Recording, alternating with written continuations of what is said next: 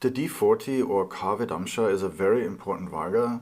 Whenever I analyze a chart, I quickly check the D40 to understand the extremes a dasha is able to produce. The most auspicious and the most inauspicious outcomes possible in a dasha are seen from this Varga. Whether it's the incredible career opportunity of a lifetime or a tragic phone call informing you about a devastating loss, it's the D40 that indicates those extreme highs and lows of life. The karaka of the D40 is the moon, and therefore it's not just about what happens, but how we feel about what happens. The moon rules our heart and inner foundation, which is our personal sunglasses that we use to interpret life. And so, in our experience, an event isn't auspicious unless it fulfills something deeply needed and longed for. If a person with no financial worries is winning the lottery, it might not necessarily be the best day of their life. But for someone who has been drowning in debt and struggling their whole life, that same event might give them more happiness than anything else. Despite those amazing feelings we might get from this Varga, it's actually our feelings that allowed for the event to happen in the first place. It's the emotional patterns that we inherited in our upbringing, particularly through our mother, that dictate what we feel is possible and what we are able to welcome into our life, and at the same time also what we fear the most and hate the most about our life. And those experiences reflect the karma of the mother passed on to us in the D40. So when a dasha brings a life-changing, wonderful opportunity or a terrible loss, it's the culmination of deeper emotional patterns inherited from the mother's side that manifest as concrete reality. If you feel unworthy of love, then a relationship that could have given you everything only left behind the worst memories. Your feelings continue to trigger self-sabotaging behaviors until the relationship had to end in heartbreak and become a sad love story. On a deep psychological level, it's the D40 that reveals those inner blocks. Those inner blocks are the places where we hold pain and resist healing and are devoid of happiness and a great life. On the other hand, when you see extreme blessings in the D40 indicated by planets in great dignity, you know a person has done deep emotional work. Right? Their heart is open to receive the best things the world can offer and find great joy in them. So before diving into detailed chart analysis, have a quick glance at the D40. It's the chart of our emotional destiny, revealing the extreme events that are triggered by our emotions. If a person has healthy and true feelings, then they're open to a wonderful life. However, if planets are debilitated or heavily separated by Saturn and Rahu, they indicate a person burdened by fears and worries, who is resisting healing, and as a result, the universe can only respond by creating events reflecting their inner dark world. So now let's get into examples to see how this Varga manifests in life. Let's start with Venus Dasha. Venus Dasha began when he was 24 years old and lasted for 20 years until the age of 44. And so here from the D40 alone, we can already tell that this was the worst period of his life. Venus is debilitated. Anytime you see a planet debilitated in the D40, you know that the dasha of this planet will manifest some of the worst events in life. And here Venus becomes even more inauspicious, since it's separated here by Saturn. And so Venus Dasha will set this person up for some really terrible experiences. Now if Venus is connected to fourth house factors, the events become even more undesirable. Venus does rule Mercury, who is the fourth and seventh lord. But more importantly, Venus aspects Saturn, who is the fourth cusp lord. And Venus also aspects the seventh cusp, damaging those important fourth house factors. The fourth house deals with our inner world and emotional life story. And so Venus afflicting those important factors in the D40 will create some of the worst emotional experiences. Now Venus is the karaka of love and marriage, and right away we know that this part of their life can become deeply distressful. This doesn't mean that every day, or more specifically, every day in their marriage will be like a torture, but the peak moments of suffering that will happen from time to time during Venus Dasha will leave permanent scars in their heart. Since Venus is debilitated in the D40, if you see Venus afflicted in other Vargas, then those events will get a lot worse. So let's say Venus is afflicted in the D30 and is indicating disease, then Venus debilitated in the D40 will make it a lot worse. Or if a relationship struggle is indicated in the D7 or D9, then Venus debilitated is going to make it a lot worse. On the other hand, if you see something good in another Varga, let's say there are indications for career success and prosperity during Venus Dasha, then those results will be less than expected. It might turn out somewhat positive, but it won't be the best time of their life or what they hoped for. And so Venus debilitated in the D40 significantly lowers the auspiciousness in the entire Venus Dasha. The good things become less good and the bad things get worse. It is important to note that only the Mahadasha should be considered for the D40. So again, I like to repeat that. Only the Mahadasha should be considered for the D40. The Antardasha in the D40 has little effect and can be ignored. In other words, only check if there are really good or really bad planets in the D40, and they will give their effects during their Mahadasha, not during the Antardasha.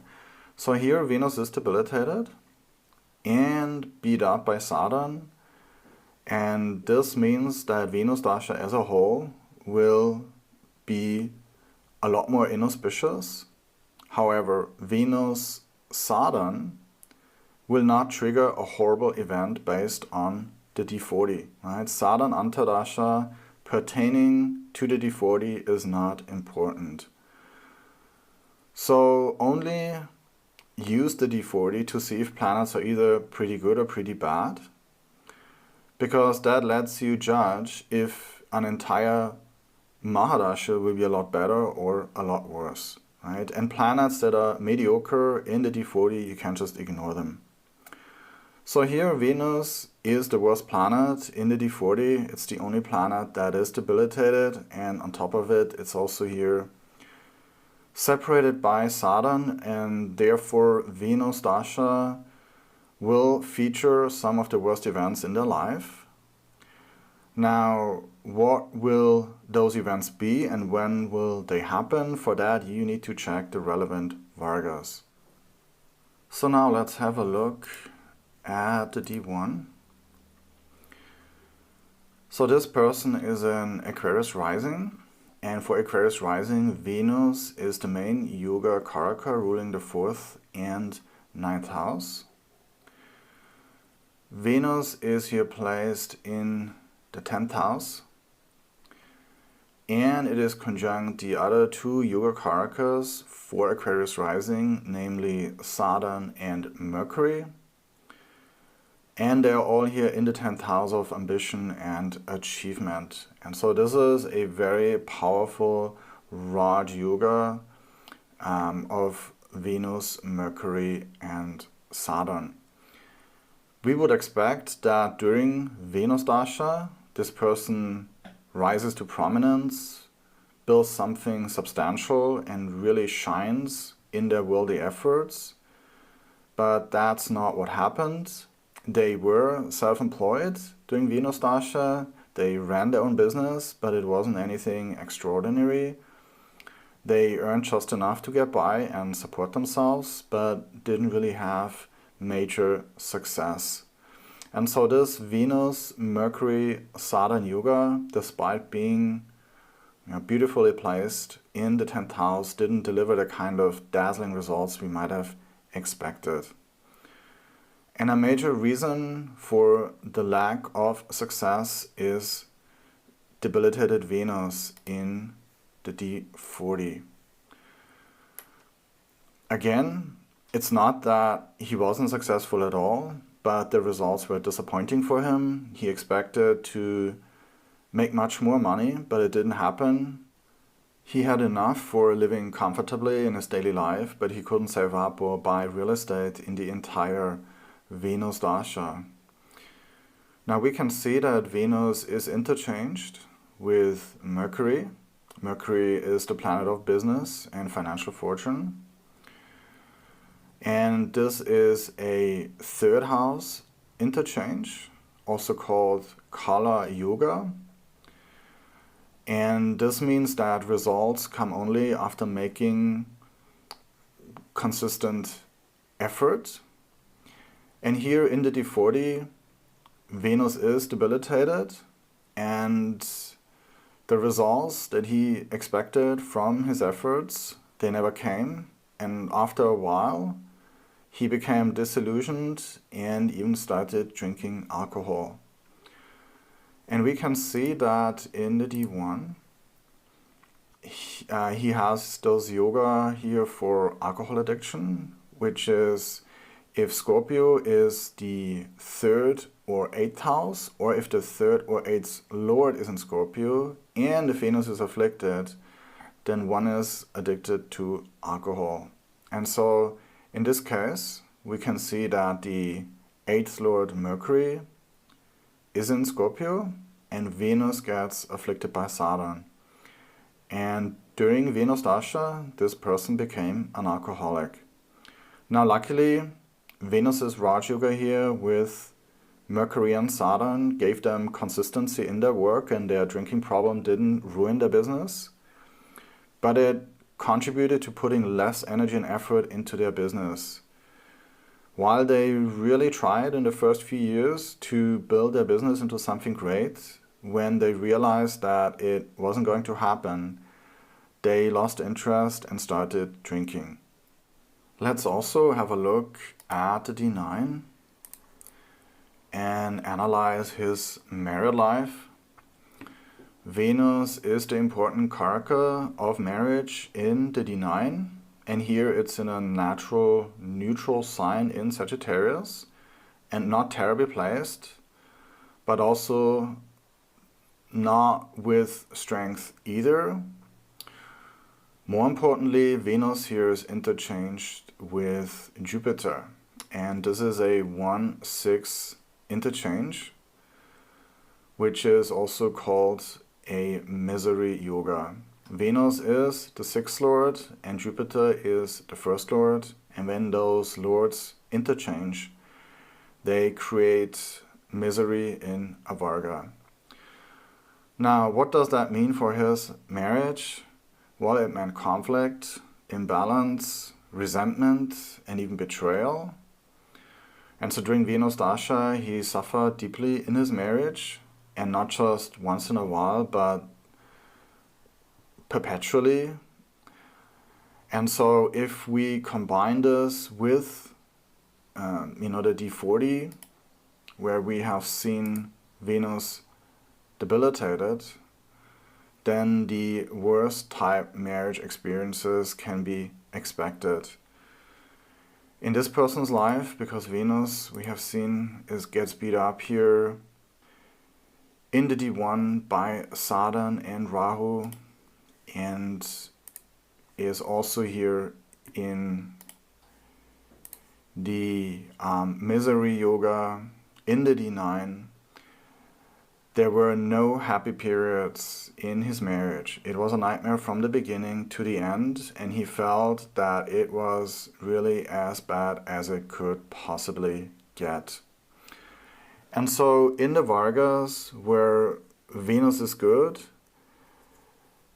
we can expect, because of Venus debilitated in the D40, that the results won't be as good. And in the Vargas, where Venus is bad, the results can become as bad as possible.